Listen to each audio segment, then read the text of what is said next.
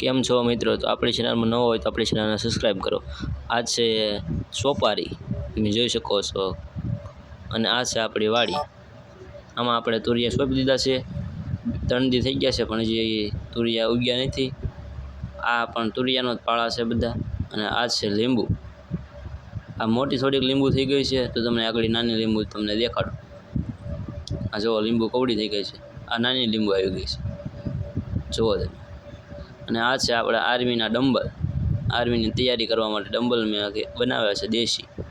અને આ છે આમાં તુરિયા સોંપ્યા છે આપણે આ પાળામાં। અત્યારે વરસાદ આવ્યો નથી અને આપણો આંબો પણ લીલો થઈ ગયો। હવે જુઓ આપણે આંબાને પણ લીલા લીલા પાંદડા આવી ગયા છે।